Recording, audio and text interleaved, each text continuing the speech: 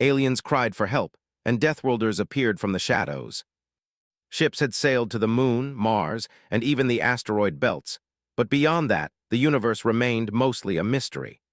That was why the sudden distress signal shocked every corner of Earth's scientific community.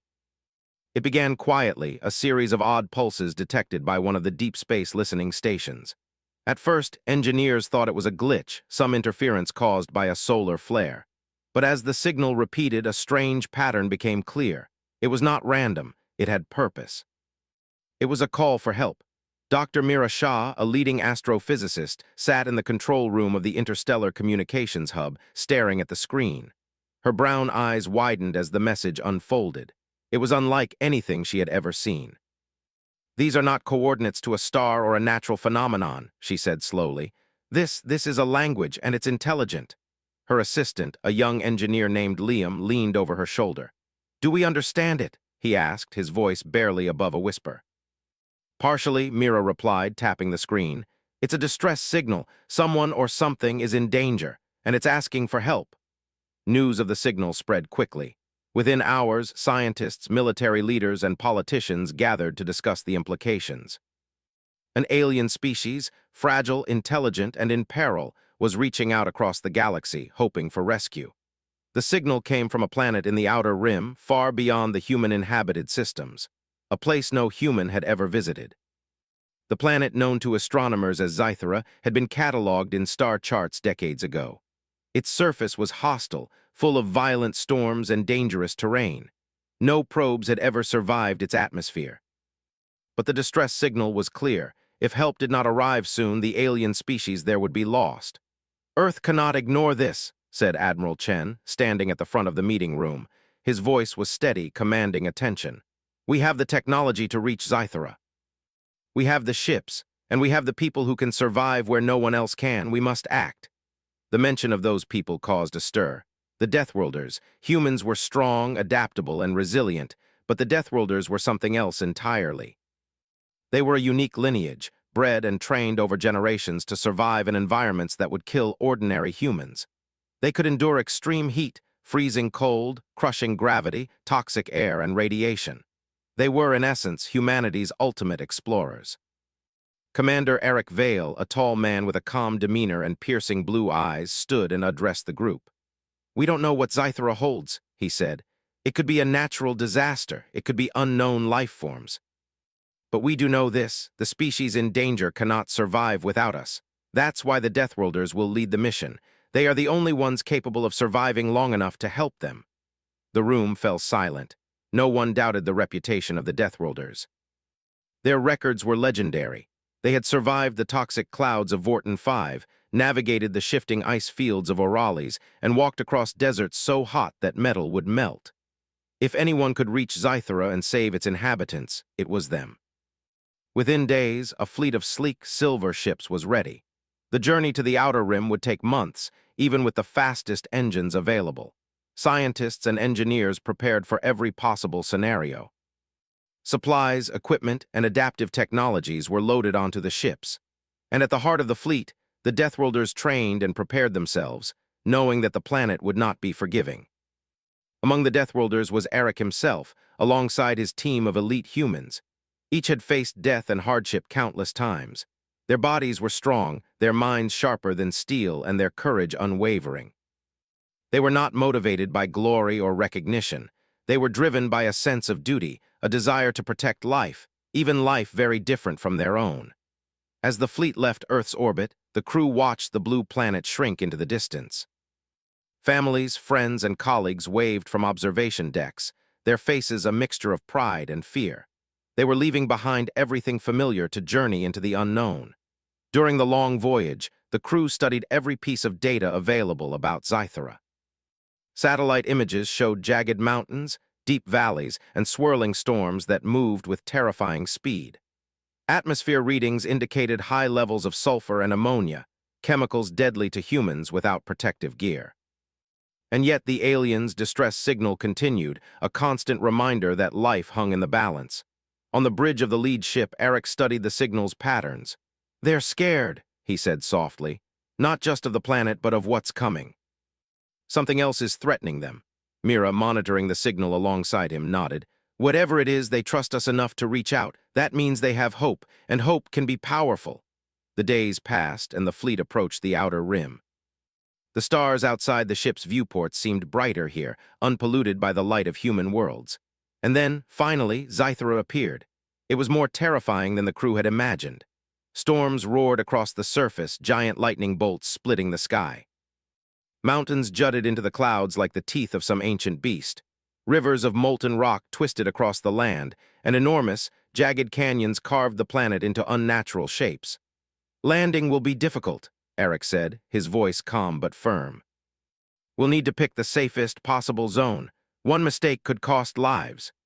The aliens' signal had led them to a small region near the equator, a place that seemed, by Zythera's standards, slightly less hostile.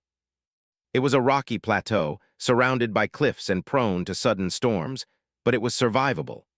As the fleet descended through the turbulent atmosphere, the crew saw the aliens for the first time. They were delicate creatures, their skin translucent and shimmering in faint colors. Their eyes were large, filled with fear but also intelligence. Many were injured, some caught in the storms or trapped under collapsed structures. One of the aliens, moving with a mixture of hope and desperation, reached out toward the ships. Though they did not speak a language humans understood, their plea was clear. They needed help. The Deathworlders moved first. Suited in protective gear designed for Zythera's extreme conditions, they stepped onto the rocky plateau. Eric led them, his movements confident and measured. The ground beneath them shook and cracked, but they did not falter. The aliens watched, awe and relief mixing on their faces. They had sent out a call for help, and here against all odds it had arrived.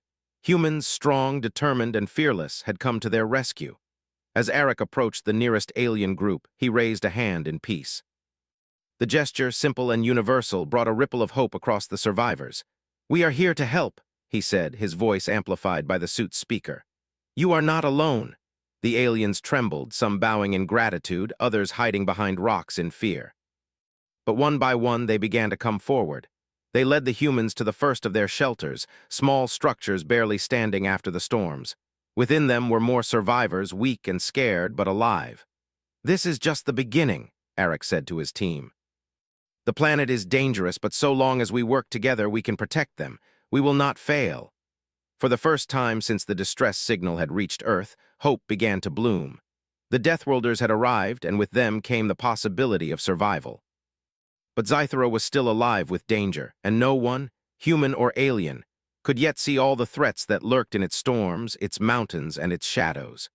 As the fleet prepared to deploy more supplies and personnel, Eric gazed at the horizon. Lightning split the sky, illuminating jagged peaks and deep chasms. The planet was beautiful and terrible all at once. It would test them in ways they could not yet imagine.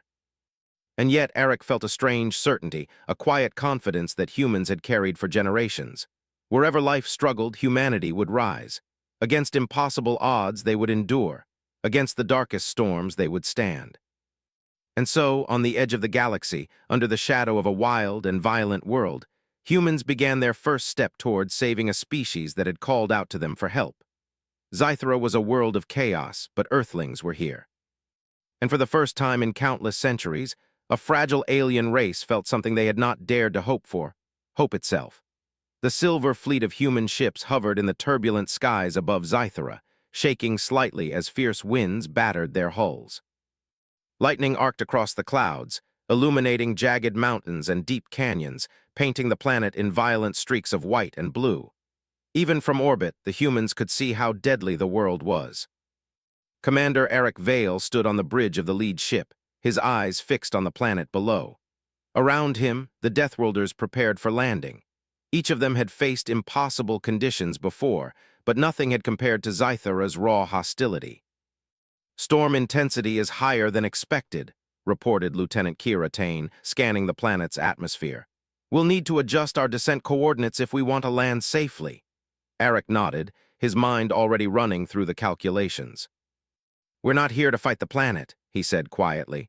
"We're here to survive it and to help them, keep our approach steady. One wrong move and we could lose more than just our ships." The aliens, still huddled on the plateau below, looked up at the descending fleet. Their eyes were wide with both fear and awe. They had lived through the worst of Zythera's storms, but these humans, strangers from another world, were unlike anything they had ever seen. Their silver ships shone like moving stars, cutting through the darkness and lightning with precision. When the fleet finally touched down, the landing pads shook as if the planet itself was testing them. Dust and debris swirled violently, battering the ships. But the Deathworlders emerged unscathed, their protective suits designed for extremes. Eric was the first to step onto the rocky ground, boots crunching over jagged stones and shifting soil. The aliens watched in silence. Some hid behind rocks, their fragile frames trembling. Others stepped forward, hoping against hope that the humans were truly here to help. Eric raised his hand, a simple gesture of peace. "We are here to help," he said. "Show us where you need us most." An alien with shimmering skin, tall but delicate, approached hesitantly.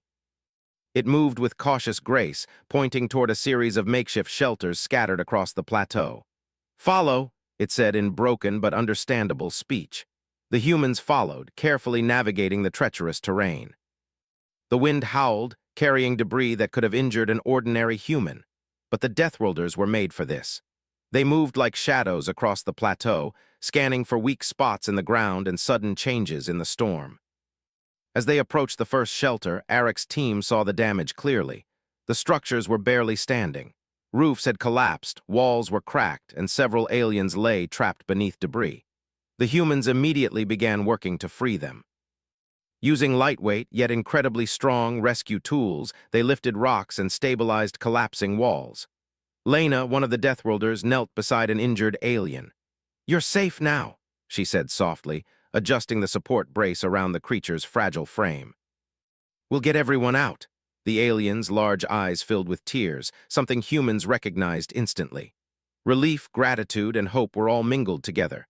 They had called for help, and now, against all odds, it had arrived. But Zythera was not finished with them. As the humans worked, a massive tremor shook the ground. Dust and rocks rained from the cliffs above. The team froze, calculating their next move in an instant. "Move to the center of the plateau," Eric shouted. "Stay away from the cliffs." The aliens hesitated, frightened by the shaking earth, but the humans guided them with calm authority. They moved carefully, using ropes and anchors to secure both themselves and the fragile aliens. Even as the tremor subsided, the planet seemed to hum with a dangerous energy, reminding everyone that survival here would require constant vigilance. After stabilizing the first shelter, the Deathworlders split into teams. Some moved toward the second cluster of shelters, others toward the edge of the plateau, where a small river of molten rock glowed ominously in the storm. They discovered alien children trapped in a partially collapsed structure. The children clung to each other, wide-eyed and terrified. Eric stepped forward, kneeling beside them. "We're here now," he said gently. "You're going to be okay. Follow us." The children hesitated, unsure of the humans' intentions. But the calm confidence radiating from the Deathworlders reassured them. One by one, they stepped into safety, guided by careful hands and steady voices. Meanwhile, the planet continued to test them. Acidic rain began to fall, sizzling on the rocky surface. The Deathworlders activated shields from their suits, forming protective barriers around the aliens. "Keep moving," Eric shouted. "We're almost through." By the time the storm subsided, every alien had been rescued from the immediate danger zones. The humans worked through exhaustion, but the aliens' relief was worth every effort. They had survived another test of Zythera's deadly environment, and with human help, they had survived stronger than ever. As night fell, the plateau was quiet except for the occasional rumble of distant storms. The aliens gathered around small fires, still trembling but beginning to trust the humans. They offered what little food they had, simple fruits and roots, as gestures of gratitude. Eric watched from a nearby ridge, surveying the plateau. The planet was unforgiving, but the aliens were resilient, and humanity's ingenuity had already saved many lives. He felt a surge of pride in his team, knowing that this was exactly why the Deathworlders had been trained for such missions. "Commander," Lena said, approaching him, "they're starting to look at us differently, not as strangers but as allies." Eric nodded. "That's exactly what we want. Trust will be important here. Without it, survival is impossible." Over the next few days, the humans began to set up temporary shelters for the aliens. Using modular structures that could withstand the storms, They created safe zones where the aliens could recover. They deployed generators, filtration systems, and medical supplies. Every step was calculated to ensure the fragile alien population would survive long enough to rebuild. During this time, the humans also began studying the planet itself. Zythera was alive in ways they had never imagined. The winds seemed intelligent, shifting suddenly to knock intruders off balance. Lightning strikes hit with uncanny precision, forcing the humans to constantly adjust their strategies. Even the terrain shifted underfoot, as if the planet itself wanted to test every human step. But the Deathworlders adapted. They built temporary bridges over fissures, used tether systems to scale cliffs, and created protective domes that shielded the aliens from storms. They observed the planet's rhythms, learning when it was safe to move and when it demanded stillness. And through all of this, they never lost sight of their mission, protecting life. One evening, as Eric walked among the recovering aliens, a soft voice called out, "Why do you risk your lives for us?" He turned to see one of the elder aliens, thin and fragile, eyes shimmering in the dim light. Eric crouched down to meet its gaze. "Because life matters," he said simply. "We don't always understand why, but we know it is worth protecting. Even when the world is against us, we stand. That is what we do." The alien nodded slowly, a mixture of understanding and awe in its eyes. "You are different from the others we have known. You do not fear death." Eric smiled faintly. "We respect it, but we do not let it stop us. And we will do everything we can to keep you safe." The alien's large hands rested briefly on Eric's shoulders. "Then we will follow you," it said. "We will trust you." It was a small victory, but a significant one. Trust was fragile, like the ground beneath their feet, but it had been established. And on Zythera, trust was as important as strength. In the following days, the humans and aliens began working together more closely. They repaired shelters, gathered food, and studied the environment. The aliens shared knowledge about the planet's unique dangers, hidden sinkholes, areas of toxic gas, and shifting rock formations. In return, the humans taught the aliens how to stabilize structures, use protective gear, and navigate safely. Eric watched the interactions, pride swelling in his chest. Humanity's strength was not just in surviving harsh worlds. It was in ingenuity, courage, and compassion.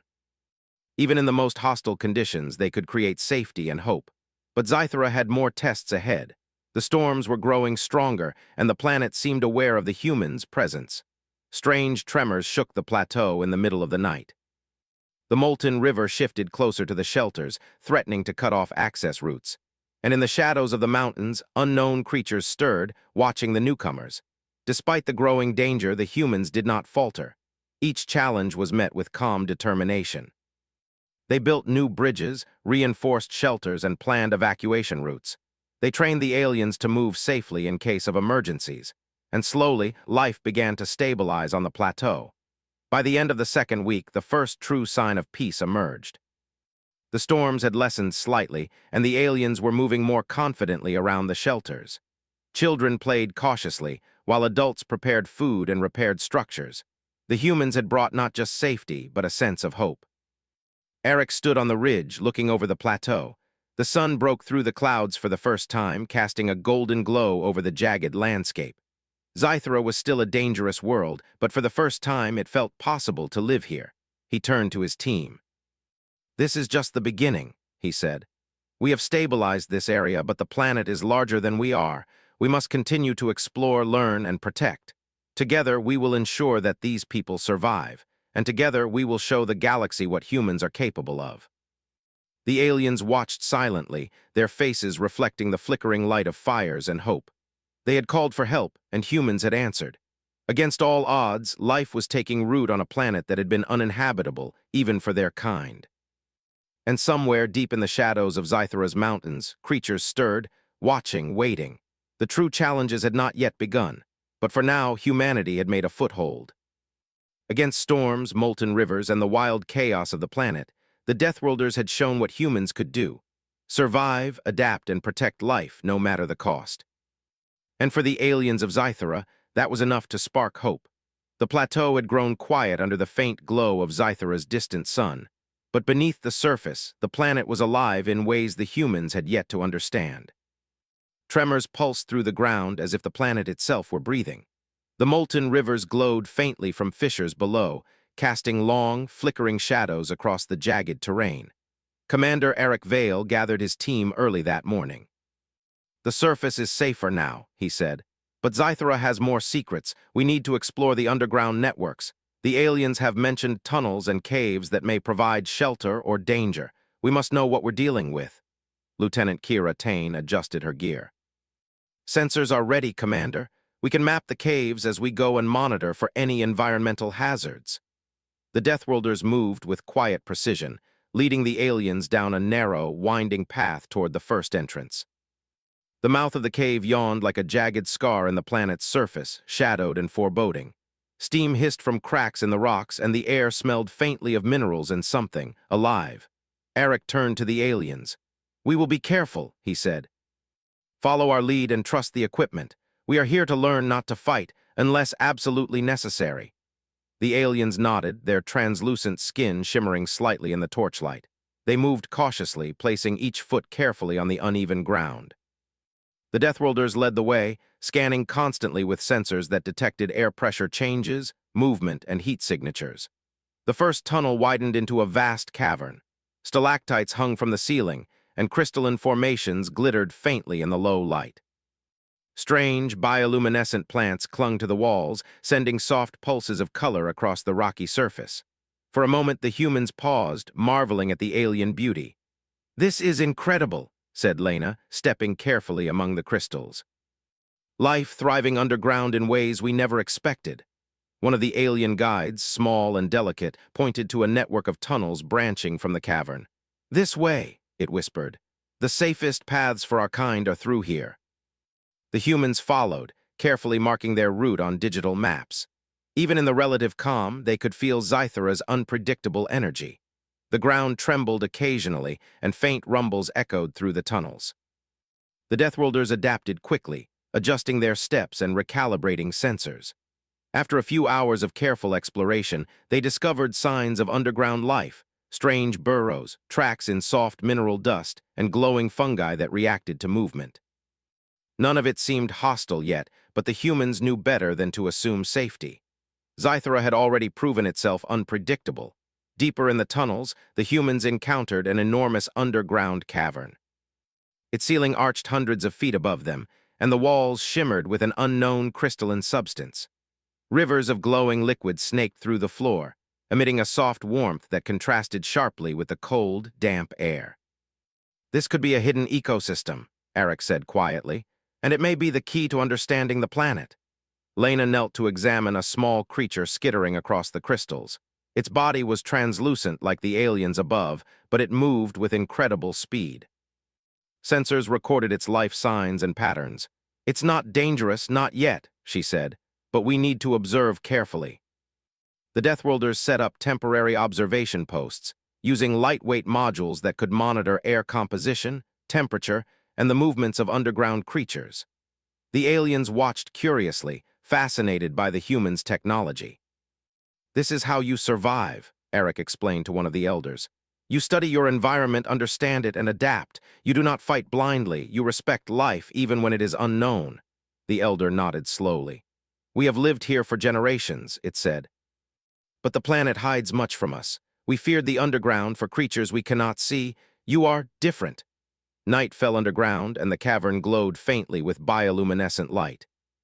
The humans took turns keeping watch, monitoring the sensors and the movements of the small creatures that scuttled across the rocks. The aliens settled nearby, trusting the humans to keep them safe. Suddenly, the sensors picked up something larger, movement deeper in the cavern. Heat signatures indicated a massive creature, unlike anything they had seen. Its size was immense, and its energy output suggested both intelligence and awareness. Eric signaled for silence. "Do not panic," he whispered. "We observe first. We do not approach unless it is necessary. This creature may be dangerous, or it may be curious. Either way, we respect its space."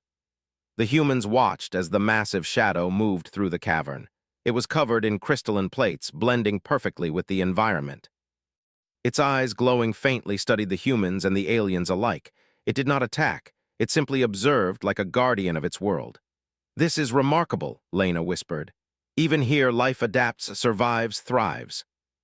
The creature eventually moved away, disappearing into the labyrinthine tunnels. The humans exhaled collectively, their relief evident but tempered by fascination. They had encountered Zythera's unknown life forms and survived, gaining invaluable insight. Over the next several days, the team mapped more tunnels and caverns. They discovered hidden pockets of alien vegetation, small pools of mineral-rich water, and safe resting zones for the native species. The Deathworlders shared techniques with the aliens, teaching them how to use underground pathways to avoid surface storms and dangerous terrain. As trust grew between humans and aliens, the fragile species began to participate actively in the exploration. They showed the humans hidden routes, secret water sources, and areas where the planet's natural energy could be harnessed for survival. In return, the humans taught them how to stabilize tunnels, avoid weak rock formations, and set up small protective domes. During one expedition, the team discovered a massive underground chamber, far larger than any above-ground plateau. Crystals lined the walls in intricate patterns, and strange echoes reverberated through the cavern. The chamber contained a small pool of glowing liquid. When analyzed, it revealed unique chemical properties that could help purify air and water, essential for both humans and aliens. "This could change everything," Eric said. "If we can learn to harness this, survival here becomes more feasible." The humans began carefully collecting samples, documenting every detail. The aliens watched, fascinated by the precision and care of the humans. One young alien, curious and bold, approached a small crystal and touched it lightly. The humans guided it, explaining the proper way to interact with the environment. "We do not take more than we need," Eric said. "We respect the planet because respect ensures survival. Life here is delicate. Every action has a consequence." The days turned into weeks. The humans and aliens adapted to the underground ecosystem, forming a symbiotic relationship. The humans protected the aliens from environmental hazards, and the aliens shared knowledge of their world. Together, they survived tremors, shifted rock formations, and the occasional unexpected eruption of molten liquid. But Zythera had more to teach. One day, while exploring a deep fissure, the team encountered evidence of something entirely new, ancient structures carved into the crystal walls. They were massive, geometric, and clearly artificial, though no living beings remained. Strange symbols were etched into the surfaces, glowing faintly in the bioluminescent light. "These were built long before we arrived," Lena said, "by someone or something we do not know." Eric studied the symbols carefully. "We must be cautious," he said. "These may indicate intelligence, something that lived here before. We do not know if it is friendly or hostile. We observe, we document, and we respect. That is our way." The aliens were fascinated. Their ancestors had passed down legends of ancient guardians beneath the planet, but none had ever ventured this deep. Now, with humans by their side, they had the courage and knowledge to explore safely. For days, the humans and aliens documented the structures, discovering chambers filled with strange crystals, conduits of energy and patterns that seemed to store information. Though they could not yet decipher the full meaning, it was clear that Zythera had once been home to a civilization capable of incredible engineering. "Imagine what we could learn if we understood this," Eric said quietly. "Not just about the planet, but about survival, adaptation, and resilience. There is knowledge here that could help the galaxy." The underground network became both a sanctuary and a school. Humans taught the aliens engineering principles, survival techniques, and observational science. In return, the aliens shared instinctive knowledge about the planet's energy flows, hidden dangers, and safe routes. Together, they became more capable than either species alone. But even in this newfound harmony, danger lurked in the shadows. Strange tremors continued, and occasional large, unseen creatures roamed the tunnels. Each encounter was carefully observed and respected. The humans never attacked unless threatened. The aliens, learning from their example, did the same. By the end of their first month underground, the humans and aliens had established a network of safe zones, observation posts, and data collection centers. They had discovered unknown life forms, ancient structures, and hidden resources that could sustain both species. Trust, cooperation, and respect had transformed fear into hope. As Eric stood in the central chamber, watching the soft glow of crystals illuminate the faces of both humans and aliens, he allowed himself a moment of pride. Humanity had arrived on a deadly world, faced the unknown, and begun to thrive, not through force, but through courage, ingenuity, and compassion. Zythera was still dangerous. The storms above remained violent, the ground still shifted unpredictably, and the planet's larger secrets were yet to be revealed. But the humans had proven themselves capable of surviving and protecting life in conditions that would have destroyed ordinary explorers. And for the aliens of Zythera, the presence of humans had sparked a new understanding. They were not alone, and survival was possible even in the shadows of the unknown. For now, the underground caverns were a sanctuary, a place where life adapted, learned, and endured. And the Deathworlders, humans forged in the harshest environments, stood at the center of it all, guiding, protecting, and inspiring. Zythera had tested them, and humans had passed. But the planet still held mysteries, and the true challenges were only just beginning.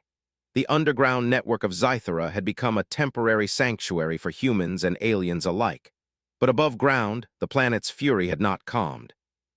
Lightning still split the sky, fierce winds rattled cliffs, and molten rivers shifted unpredictably, threatening to engulf anything in their path. Commander Eric Vale knew that survival depended not only on caution, but on action. They had to find a way to stabilize the planet, or at least to protect the fragile alien population. "We've mapped the tunnels," Eric said during a team briefing in one of the crystal-lined caverns. "We know where the surface hazards are strongest." "Now it's time to use that knowledge." Lieutenant Kira Tane spread a holographic map over the table. "The major threats are threefold," she said. "Storms, molten rivers, and unstable terrain. Each moves differently, but we've identified patterns. If we act carefully, we can divert or neutralize some of the dangers." Eric studied the map. "Then we divide and conquer. Lena, you take a team to reinforce the cliffs above the plateau. Kira, work with the engineers to redirect the smaller molten streams. I will lead a reconnaissance to identify the safest routes for alien settlements." The humans moved quickly, organized with precision. Their adaptability was unmatched, a testament to the generations of Deathworlders trained for survival in environments far harsher than Zythera. Lena's team climbed the cliffs, carefully placing stabilizing anchors and flexible barriers to prevent rockfalls. The wind whipped around them, but the Deathworlders thrived in the challenge.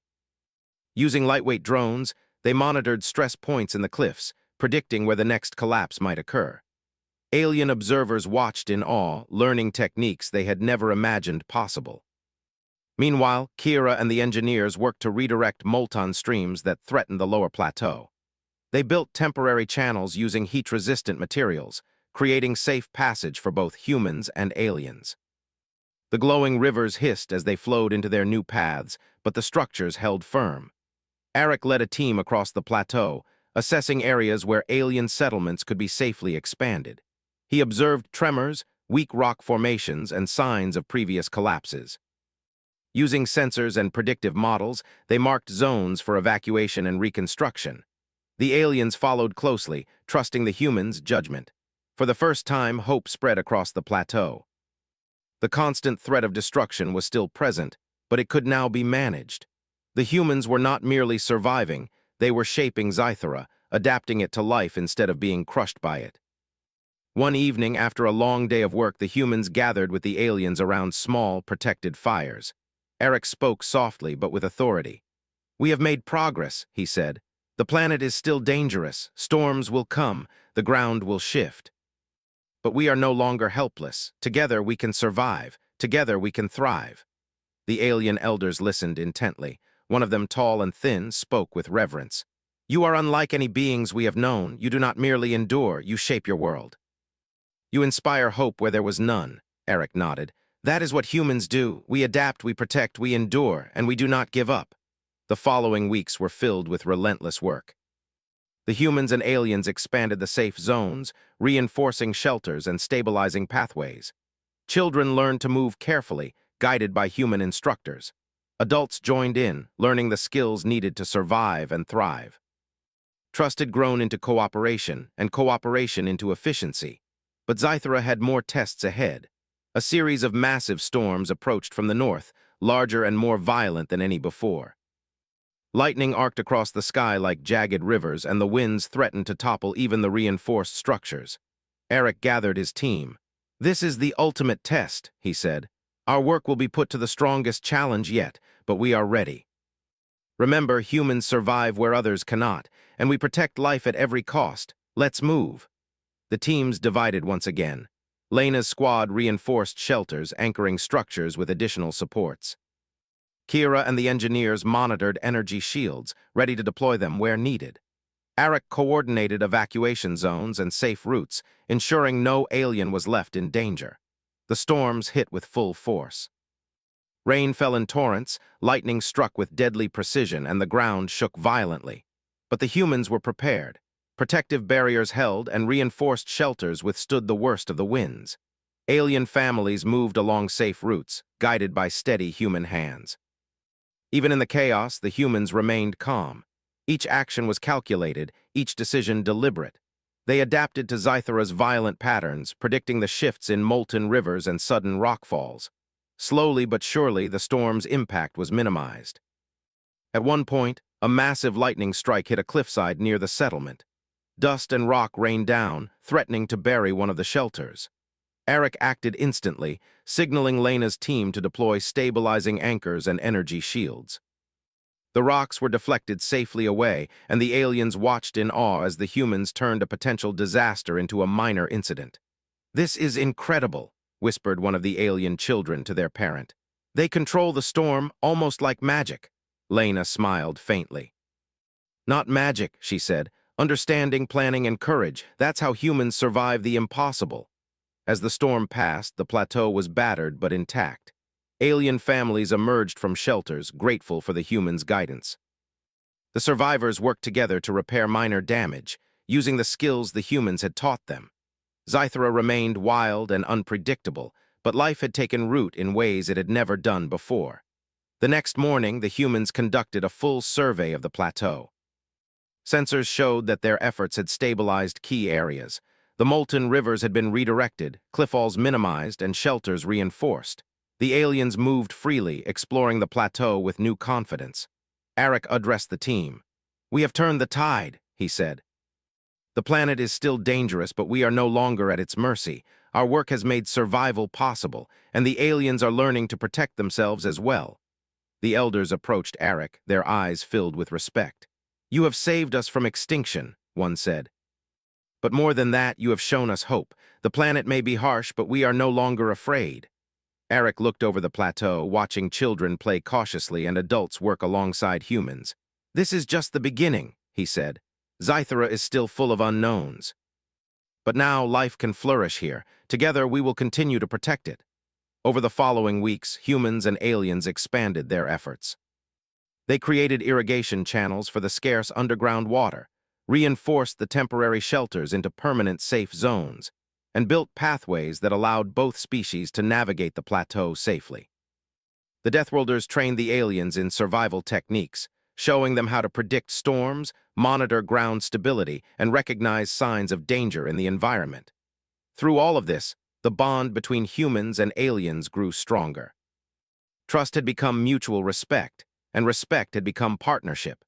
The aliens no longer saw humans as strangers from another world. They saw them as protectors, mentors, and friends. One evening, as the sun dipped behind jagged peaks, Arik walked along the plateau with Lena and Kira. "We've done something extraordinary here," he said. "We've taken a world that wanted to kill us and made it survivable, and we've saved lives in the process." Lena nodded. "The planet is still dangerous, but the aliens have learned to adapt, and so have we. Together, we've turned the tide." Kira smiled. "This is what humans do. We don't just survive. We create life where others see only danger. That's why we are called Deathworlders. We bring hope, even in the shadows of impossible odds." The trio paused to watch the alien children playing near a small river of redirected molten rock. The children laughed cautiously, unafraid for the first time. Around them, adults worked calmly, confident in their ability to survive. For Arik, this was proof that humanity's greatest strength was not in weapons or technology. It was in courage, ingenuity, and the ability to inspire life in even the harshest conditions. But Zythera was not done with them. Far in the distance, the mountains shifted in ways that suggested underground movement. Sensors picked up strange energy readings, stronger than anything previously recorded. The planet still held mysteries and challenges that the humans had yet to face. Yet, for the first time since their arrival, hope outshone fear. Humans had not only survived, they had taught survival. The aliens had not only been saved, they had learned to thrive. Eric looked across the plateau at the blended group of humans and aliens. "We are ready," he said softly. "Whatever Zythera throws at us next, we will face it together, and we will prevail." The sun set behind jagged peaks, casting long shadows across the plateau. Life had taken root on Zythera, stronger and more resilient than ever. Humans and aliens had turned the tide, not through force, but through courage, wisdom, and unity. And in the shadows of the mountains, unseen by anyone, the planet stirred once more, as if aware that its challengers had survived, and were stronger for it. Zythera was still dangerous, but now the humans and aliens had begun to master it. Together they would face the unknown. Zythera had changed. The once chaotic storms above the plateau had lessened, though the planet still rumbled and shifted beneath the feet of its inhabitants. Molten rivers had been redirected, cliffs stabilized, and shelters reinforced. For the first time since humans had arrived, the aliens could move about the plateau without constant fear. Commander Eric Vale stood on the highest ridge, surveying the land. The sun rose over jagged peaks, casting golden light across rocky formations and crystal-lined cliffs. Humans and aliens worked side by side below, tending shelters, repairing pathways, and preparing for the day's tasks. Eric felt a sense of quiet pride. Humanity had not only survived Zythera, they had transformed it into a place where life could endure. But he also knew that the planet's challenges were not over. The underground network still held unknown dangers, and the planet's energy readings indicated continued movement and subtle tremors. "Commander," Lieutenant Kira Tane called from the ridge beside him. "Sensors show a large energy shift to the east. It could be natural, or it could be something we haven't encountered yet." Eric nodded. "We investigate, carefully, but we cannot ignore it. Prepare the team for exploration. Lena, make sure the aliens are ready to move safely if needed." The humans and aliens gathered at the edge of the plateau, ready to explore further. The planet stretched before them like an untamed wilderness, full of danger but also opportunity. Eric led the way, carefully choosing paths that would minimize exposure to unstable ground and sudden storms. As they moved east, the ground beneath them rumbled lightly. Rocks shifted, revealing hidden fissures, and molten streams snaked closer to their path. But the team was prepared. Energy shields and anchoring systems were deployed, stabilizing the ground as they advanced. Finally, they reached the source of the energy shift, a massive underground chamber, even larger than any previously explored. Crystals lined the walls, glowing brighter than before, and the air hummed with a strange, almost musical resonance. Pools of glowing liquid reflected the light, creating an otherworldly landscape that seemed alive with energy. "This is remarkable," Lena whispered. "It's like the planet itself is thinking." Eric studied the chamber carefully. "It's a concentrated energy source," he said. "If we can understand it, we may be able to stabilize the plateau permanently or at least predict future shifts." The aliens moved cautiously, their eyes wide in awe. "This is sacred," one elder said. "Our ancestors spoke of energy hidden beneath the ground. They feared it, but they also respected it. You humans have not only survived here, but you honor it as well." Eric smiled faintly. "We respect life even when it is unknown. That is how humans endure. We adapt, protect, and learn. That is how we survive the impossible." Over the next several days, the team studied the chamber.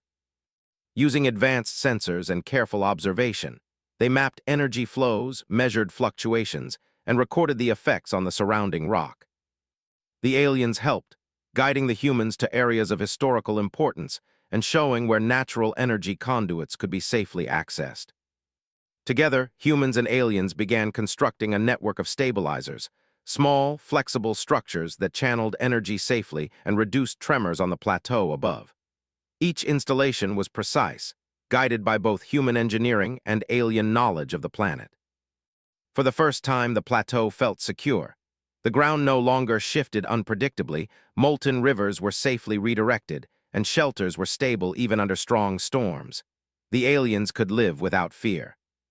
Children played freely, adults worked confidently, and a sense of normalcy began to return. One evening, Eric stood beside Lena on a ridge, watching the sun set over the transformed plateau. "We've done it," Lena said softly. "The planet will still test us, but life can thrive here now," Eric nodded. "It's not just survival. We've shown the aliens and ourselves that courage, ingenuity, and cooperation can overcome even the most hostile worlds. That is humanity's legacy." The next morning, the humans and aliens gathered in the central plaza of the plateau, which had become a hub of activity. Alien families built homes alongside human-designed shelters.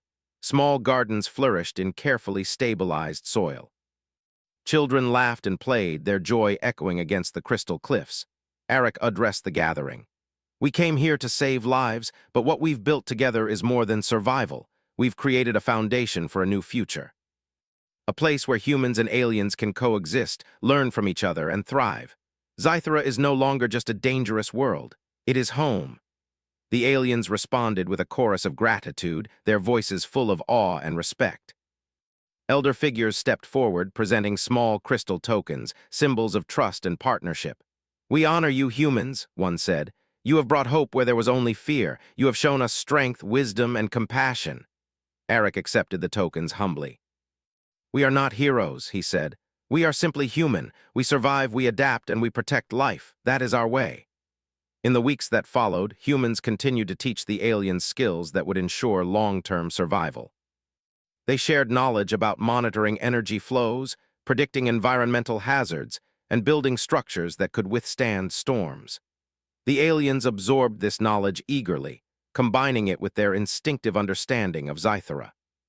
Together, they expanded the plateau's safe zones, creating new settlements and establishing communication lines between distant areas. The underground networks were carefully mapped and stabilized, allowing both species to travel safely in search of resources. Even the alien wildlife, once a source of fear, began to coexist with the humans and their allies. The humans observed creatures carefully, respecting their place in the ecosystem while ensuring safety. In turn, the aliens taught humans how to interact gently with native species, reinforcing the principle that life, any life, was valuable. Eric walked among the humans and aliens one morning, watching children play near a river of glowing liquid and adults working side by side to repair shelters. He felt a deep sense of fulfillment. Humanity had not only survived Zythera, they had transformed it. They had taken a hostile world and shown that life, courage, and cooperation could prevail.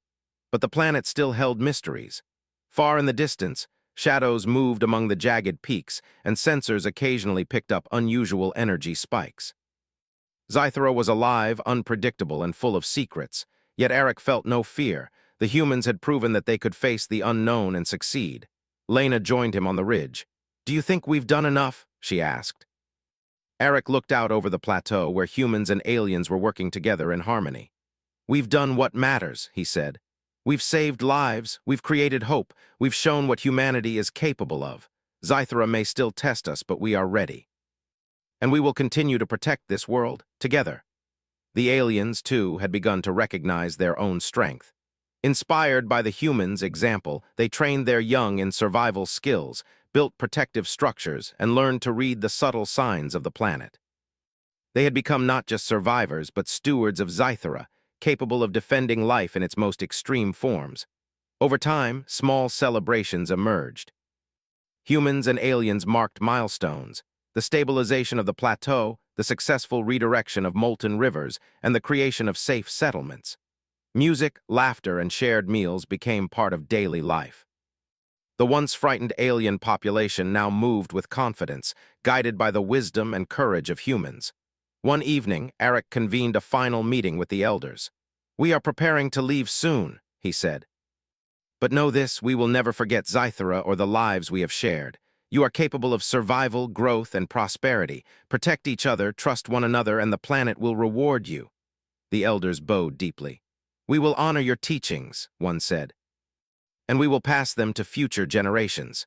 Humans will always be remembered as the ones who brought hope to Zythera." As the fleet prepared to depart, Eric watched the aliens wave from the plateau. Children laughed and ran among newly built structures, elders guided them, and adults worked confidently. The humans had brought not just survival, but life, stability, and a future. The ships lifted from the plateau, leaving a world transformed. Scythera still rumbled and glowed with molten rivers, but it was no longer a place of fear. Humans had arrived, faced the impossible, and left a lasting legacy. The aliens had learned to survive and thrive, inspired by courage and compassion beyond their own understanding. As the fleet moved away, Eric looked back one final time. The plateau glimmered under the light of Scythera's sun, a symbol of hope, resilience, and unity. He felt a quiet certainty. Humanity had proven that no matter how harsh a world, life could endure, adapt, and flourish when courage, ingenuity, and compassion guided the way. And somewhere deep in the mountains and underground networks, Scythera itself seemed to hum in approval, as if recognizing the humans and aliens who had mastered its challenges together. Humanity had arrived as strangers, faced a world of impossible odds, and left as legends. Scythera would never be the same, and neither would the galaxy. For humans, this was only one of many worlds where hope would bloom. But for the aliens of Scythera, this was the dawn of a new legacy. A legacy of survival, a legacy of courage, a legacy of life. And the galaxy would never forget it.